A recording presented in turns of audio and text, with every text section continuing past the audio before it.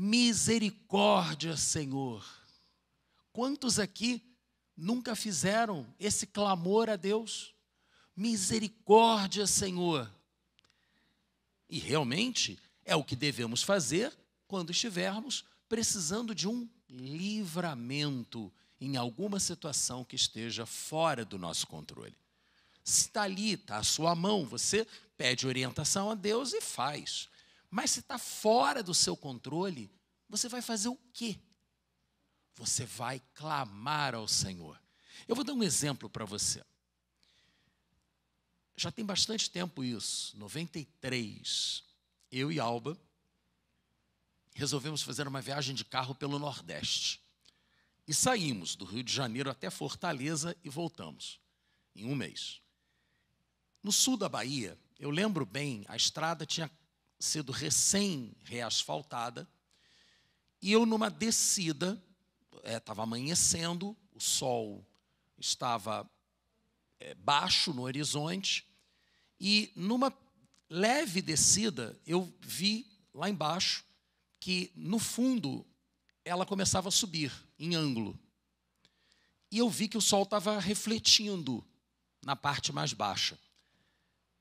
Aquilo chamou a minha atenção, mas o alerta não surtiu efeito. E eu entrei na curva sem tirar o pé e rodei. Estava brilhando porque tinha água. Simples assim. E eu aquaplanei. Não sei se você já ouviu esse termo, ou se isso já aconteceu com você, mas é quando você entra numa poça d'água e você perde tensão nas rodas. Você não tem, as rodas não têm mais contato com o chão. E o carro perde o controle totalmente. Não adianta virar volante, não adianta botar o pé no freio, aliás, se botar o pé no freio é pior. Gente, é uma sensação de impotência total. Eu, no início das minhas férias, com a minha esposa do meu lado, iniciando a subida da estrada e o meu carro começa a girar. Sendo que na primeira volta, eu vi com um rabo de olho que estava descendo um outro carro, mão e contramão. Eu lembro até hoje qual era o carro. Era uma Toyota Bandeirantes, aquelas velhinhas, daquela cor caramelo, né? Parece um doguinho caramelo. E eu vi aquele carro vindo. Meu carro girou 180 graus, ele não rodou totalmente, ele apenas saiu a traseira foi para o lado oposto, né? 180 graus, e fui para o acostamento do outro lado. Eu fui levado para lá, porque eu não tinha controle nenhum sobre o carro. Simplesmente, a misericórdia divina atuou naquela situação. Alguns chamam de acaso, eu prefiro chamar de misericórdia divina, tá? Escolha de cada um. E eu fui parar do outro lado. E eu lembro, a imagem é indelével. Quando o carro parou, eu vi aquela Toyota passando do lado da minha janela. Ou seja, por uma questão de segundos, não aconteceu um acidente que poderia ter sido grave. Até porque a Toyota estava descendo a ladeira do lado dela. Eu pergunto a você, você já se viu em alguma situação parecida ou não com essa que eu acabei de contar para você, em que somente a misericórdia de Deus poderia te dar o livramento de um acidente ou de consequências difíceis? Pensa um pouco nisso. Nós ouvimos aqui o Anderson dizendo que você deve buscar, e também a Cássia, busque não apenas ontem, busque não apenas hoje, muito menos hoje. Olhe para trás. Quais os livramentos que o Senhor já te deu? Pense neles. E hoje, veremos como alguns dos salmos que selecionamos nesse tema misericórdia, demonstram o livramento do Senhor na vida dos seus autores.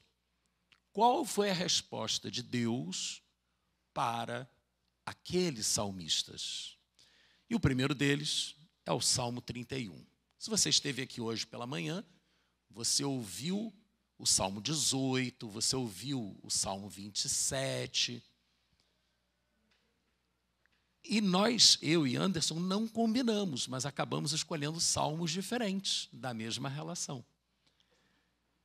Portanto, se você não teve a oportunidade de estar conosco pela manhã, a mensagem do Anderson está lá no nosso canal do YouTube e você poderá assistir porque são complementares. O tema é o mesmo, as misericórdias do Senhor atuando no nosso livramento, mas a abordagem certamente é bem diferente. Então vamos ao Salmo 31, versículo 9. Misericórdia, Senhor, estou em desespero. A tristeza me consome a vista, o vigor e o apetite. Minha vida é consumida pela angústia e os meus anos pelo gemido. Falta-me força devido à minha aflição e os meus ossos se enfraquecem. Uau! Quem é que já se viu numa situação como essa? Davi se viu, esse é um salmo de Davi. E ele continua, versículo 11. Por causa de todos os meus adversários, sou motivo de ultraje para os meus vizinhos e de medo para os meus amigos. Os que me veem na rua fogem de mim. Sou esquecido por eles como se estivesse morto. Tornei-me como um pote quebrado. Ouço muitos cochicharem a meu respeito. O pavor me domina, pois conspiram contra mim, tramando tirar minha vida. Que situação é essa, hein? Que o salmista está vivendo, que Davi está vivendo? Como não ficar deprimido diante de uma circunstância como essa, em que seus inimigos estão ao seu redor, tramando contra você? Como não ficar deprimido diante das notícias de guerras e atentados terroristas pelo mundo? Como não ficar deprimido? Vamos ver de que maneira Davi e outros salmistas encontraram as respostas necessárias para esses momentos. A diferença de Davi para as pessoas comuns é que ele não ficava apenas na exposição do seu problema. Ele não ia a Deus com seus problemas, expunha seus sentimentos. Sim, ele fazia isso. Ele abria o seu coração para Deus. Ele se derramava diante de Deus, como nós devemos fazer. Só que ele fazia algo mais. A gente tem que olhar para ele e ver o que ele fazia de bom e copiar. E qual era o algo mais que Davi fazia? Vamos ao versículo 14. Mas eu confio em ti, Senhor, e digo, tu és o meu Deus, o meu futuro está nas tuas mãos. Livra-me dos meus inimigos e daqueles que me perseguem. Faze o teu rosto resplandecer sobre o teu servo. Salva-me por teu amor leal. Ele apresentou a questão dele para Deus, ele abriu o coração dele diante de Deus, se derramou na presença de Deus e então louvou ao Senhor. E já começou a agradecer pelo livramento que ele ainda não havia recebido. É como se na hora que meu carro começasse a girar e eu estou vendo que está vindo um outro do outro lado, eu começasse em cânticos de adoração. Senhor, muito obrigado, louvado seja o teu nome, porque o outro carro não vai bater em mim. É mais ou menos isso. Aplique a sua circunstância. Mas aí eu te pergunto, justamente para que haja essa identificação. Qual é a sua expectativa quando você se derrama na presença do Senhor? O que você espera de volta? Qual a resposta que você espera ouvir de Deus quando você clama por misericórdia, clama por um livramento? Realmente, Davi tinha a esperança de receber uma resposta positiva. Tanto que ele já louvava. Apresentava o problema e louvava. Mas o salmo anterior, Salmo 30, Davi foi além.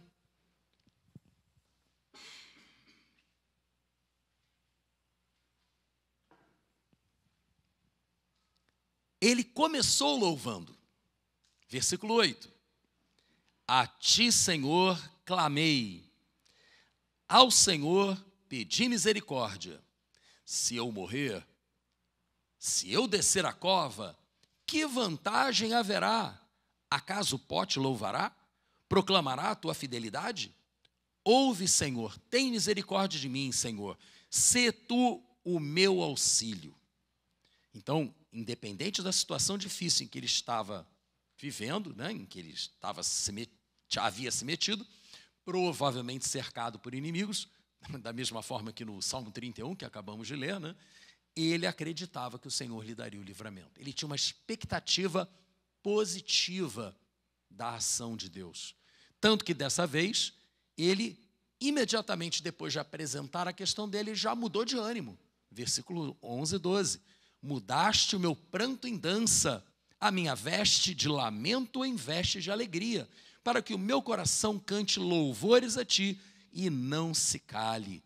Senhor meu Deus, eu te darei graças para sempre. Gente, tem um cântico, né, que fala em mudar o pranto em dança, trocar as vestes de lamento em vestes de alegria. Não temos um cântico que fala sobre isso? É inspirado nessa postura de fé de Davi. E ele colhia frutos muito positivos com isso, não é verdade? A fé de Davi no livramento do Senhor foi o suficiente para mudar o seu ânimo, o seu estado de espírito. As circunstâncias não mudaram. Davi é que mudou. Essa semana mesmo, eu, quando vejo pequenas citações de pessoas da história com as quais eu concordo, eu copio e publico, né? No Instagram, acaba sendo replicado no Facebook. E eu vi uma frase essa semana que diz: nós não vamos a Deus em oração para mudar a vontade de Deus. Nós vamos para que Ele mude a nossa. Então nós, nessa hora, olhamos para Davi e vemos que, ao se aproximar de Deus, a própria forma como ele estava sentindo a realidade mudou. Aliás, por isso que eu disse, antes de começar a ler o Salmo 30, que Davi, nesse salmo, começou com cânticos. Se você voltar um pouquinho para o versículo 4, você verá, eu comecei lendo do 8, né? Em que ele vai e clama por misericórdia. Mas se você olhar no 4 e 5, nós lemos assim: cantem louvores ao Senhor, vocês os seus fiéis, louvem o seu santo nome, pois a sua ira só dura um instante, mas o seu favor dura a vida toda. O choro pode persistir uma noite, mas de manhã irrompe a alegria. Opa, outro cântico aí também. De repente é o mesmo da outra passagem, até porque é o mesmo salmo, né? O choro pode durar uma noite, mas a alegria vem pela manhã. Palavras de Davi, que estava sendo perseguido, cercado de inimigos. Mas a confiança no Deus do livramento, no Deus que ele conhecia, é que fez toda a diferença. O que Davi disse para Saul, quando Saul falou para ele que ele era muito pequeno para enfrentar Golias? Davi não disse que ele era grande, porque ele não era. Davi disse que o Deus dele era grande. Virou para Saul e disse, está lá em 1 Samuel, rei, o mesmo Deus que me livrou do urso e que me livrou do leão, haverá de me livrar desse gigante. Porque quando o urso e o leão atacaram o rebanho, Davi foi atrás deles e os derrotou. Davi sabia que as mãos dele seriam guiadas por Deus. Ele tinha uma experiência com Deus. Essa é a experiência que nós precisamos buscar no nosso dia a dia, para que então possamos agir por fé, como Davi também agiu. Davi louvou o Senhor na fé do livramento que viria. E aí eu lhe pergunto, quando o livramento vem? A pergunta anterior foi, quando você clama, o que é que você espera? A pergunta agora é, e quando vem o livramento? Como é que você reage? Ah, que bom. Ah, ufa, veio o livramento. Ah, que legal. Né? Imagina, eu parado lá do outro lado da estrada, do lado errado, né? Eu ia ter que fazer uma outra volta de 180 graus para seguir o meu caminho, ou voltar para casa derrotado. Fiquei parado ali, olhei para a Raul, ela olhou para mim, e imediatamente adoramos o Senhor. Aí sim, né? Eu não sou igual a Davi, não, demora um pouquinho mais. Adoramos o Senhor, louvamos ao Senhor, porque reconhecemos o livramento do Senhor. Essa foi a nossa atitude, totalmente natural, não me preparei para isso. A gente nunca é surpreendido por aquilo que a gente espera. Lógico, se você espera, você não vai ser surpreendido. Mas quando você é surpreendido, aí você não sabe o que fazer. Depois é que o coração acalmado, você consegue decidir o que você vai fazer. E é por isso que eu lhe pergunto de novo.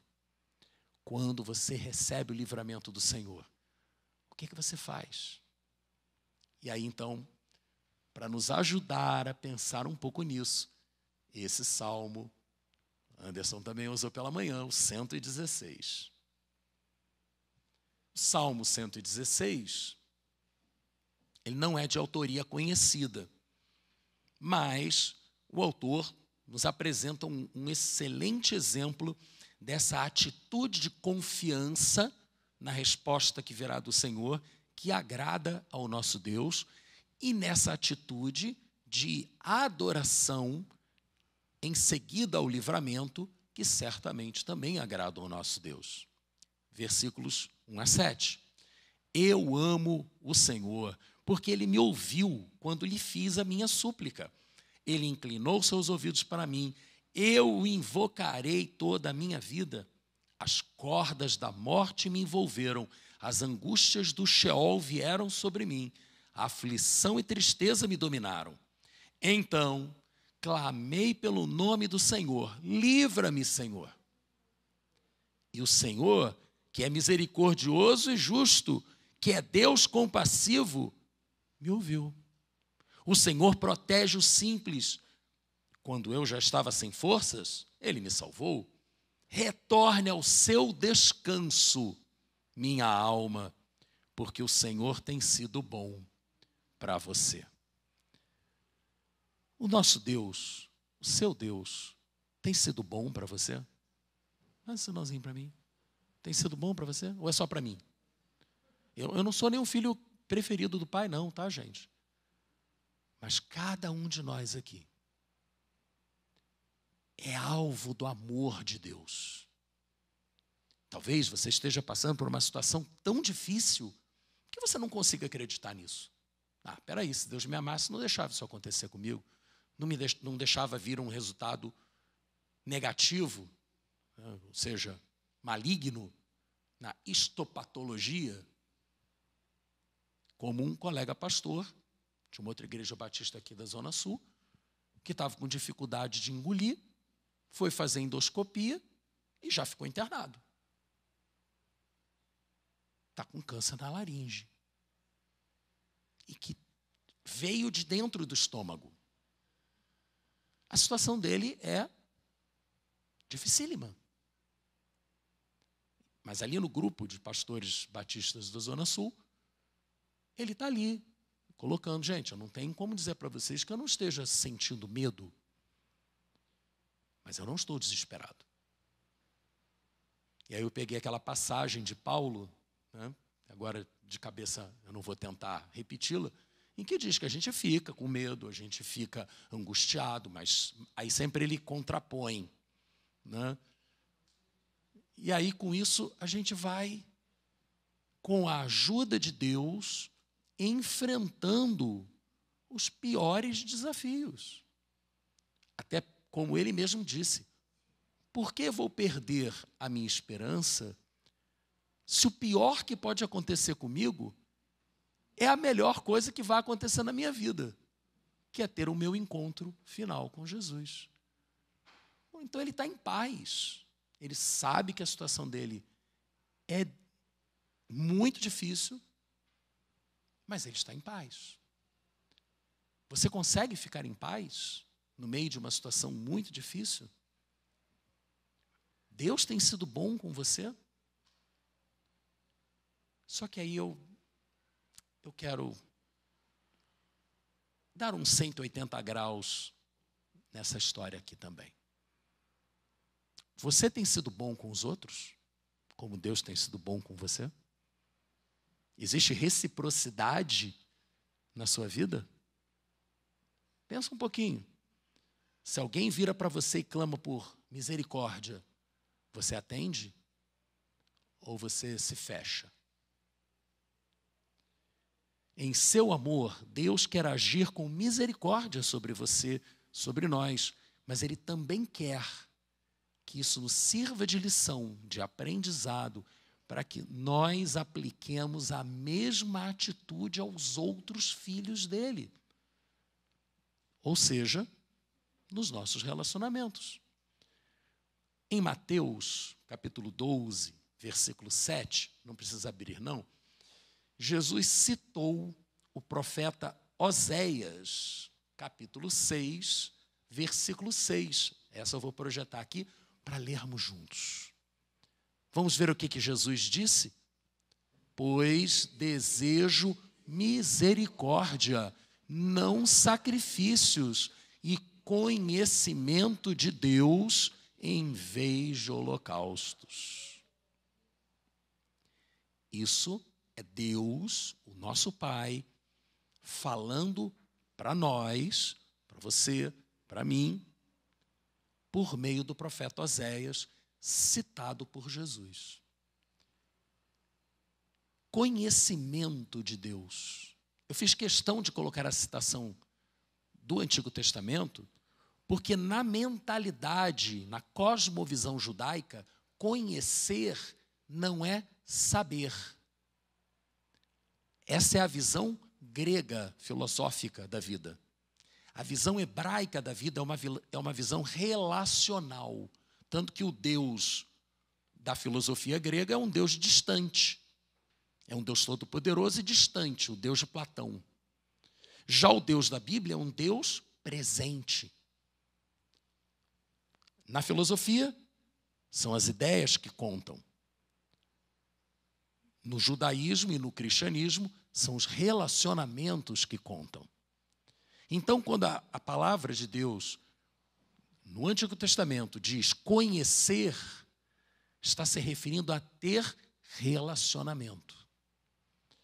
O que Deus quer de você não é que você sacrifique, que você abra mão do seu domingo, que você poderia estar fazendo alguma coisa muito divertida para ir fazer aquele sacrifício na igreja. Não é isso que Deus quer de você. Não é mesmo.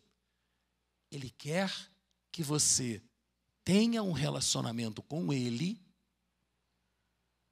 mas quer que você exerça misericórdia sobre o seu irmão. Esse é o chamado de Deus para nós. Deus afirmou várias vezes nas Escrituras que Ele quer que nós sejamos parecidos com Jesus, porque nós fomos criados à imagem e semelhança de Deus. Nós fomos criados por Deus, está lá em Gênesis 1, 27. Fomos criados por Deus para sermos parecidos com Ele. Mas eu não consigo ver Deus. Como é que eu vou imitar um Deus que eu não vejo? Quando perguntaram isso para Jesus, qual foi a resposta dele? Quem vê a mim, vê o Pai. Se você quer ver Deus, olhe para Jesus. conforme descrito nos evangelhos. E Jesus agia com misericórdia na vida das pessoas. Por isso que Deus age com misericórdia na sua vida, mas Ele quer que você haja com misericórdia na vida dos outros também. Portanto, quando você estiver precisando de um livramento do Senhor, realmente não deixe de clamar pela misericórdia de Deus. Clame mesmo. Clame com fé, acreditando que vai receber. Clame com ações de graças, já agradecendo pelo que você vai receber, mas não se esqueça de aplicar o mesmo princípio às pessoas que clamarem misericórdia por misericórdia na sua vida. Concluindo,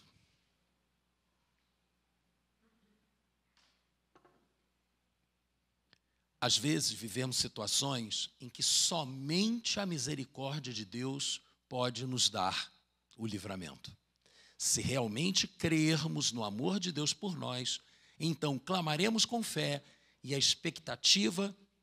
fé e expectativa, pelo livramento do Senhor. Mas qual deve ser a nossa resposta diante do livramento do Senhor? Temos engrandecido ao Deus da nossa salvação? Finalmente, assim como o Senhor age conosco, devemos agir com os outros, exercendo misericórdia. Nessa hora, nós oramos juntos. Normalmente eu apresento uma questão e peço que você se identifique, que você se identifique não no sentido de dizer para mim que você precisa daquela oração, mas que se você se identifique com essa questão, isso é para mim. Que seja algo pessoal. Só que hoje, na verdade, há 3 questões.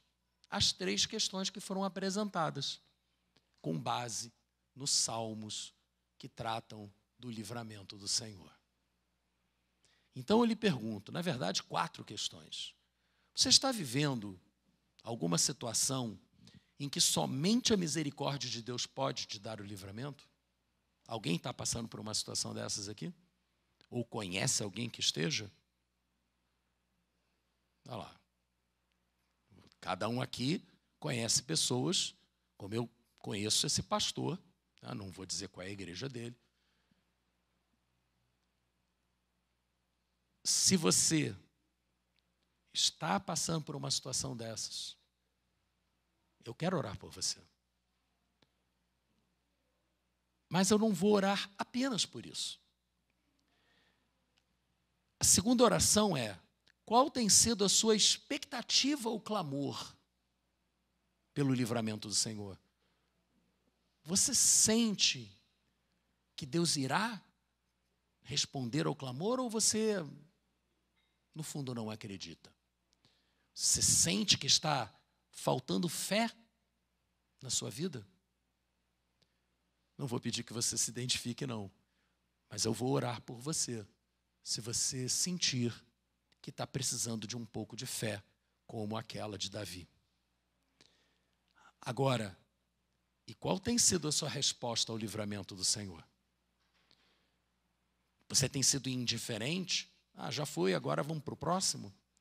Ou você tem desenvolvido uma vida de adoração? É uma questão.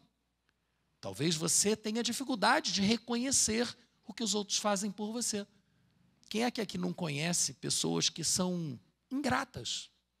Você ajuda, a pessoa não dá o menor retorno para você. Infelizmente, é mais comum do que deveria. Imagina você sendo ingrato com Deus.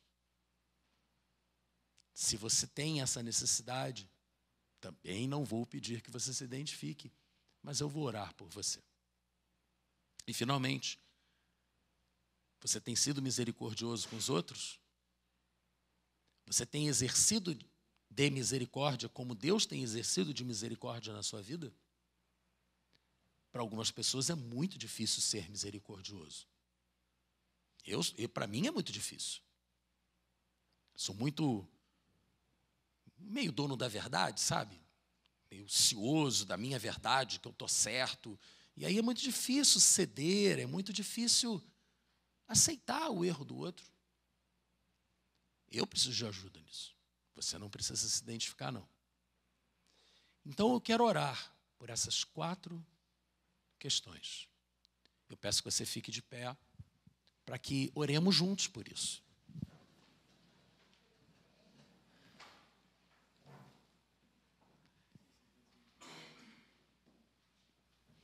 Feche seus olhos. Fique pensando agora, qual ou quais dessas 4 questões você está precisando da ajuda de Deus essa noite?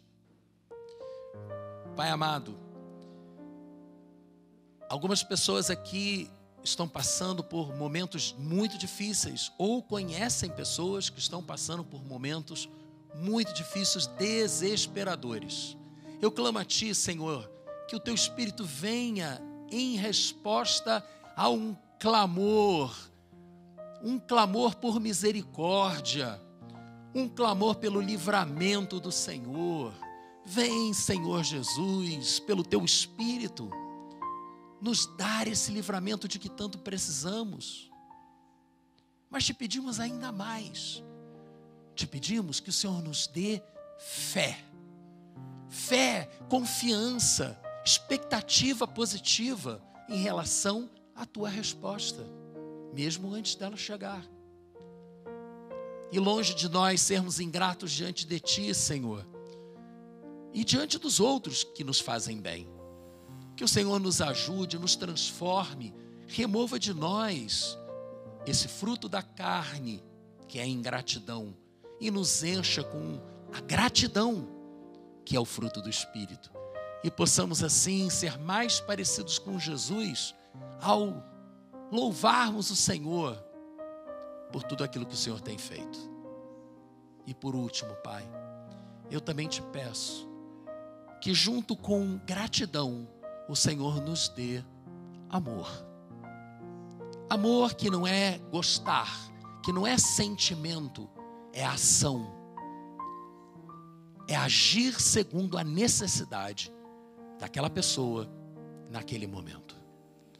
Sim, meu Pai, dá-nos esse amor e sabedoria para utilizá-lo, para que o nome de Jesus seja glorificado em nossas vidas, pelo exercício do amor, como diz a Tua palavra, e pelo meu amor em vocês, vocês serão conhecidos. Em nome de Jesus. Amém.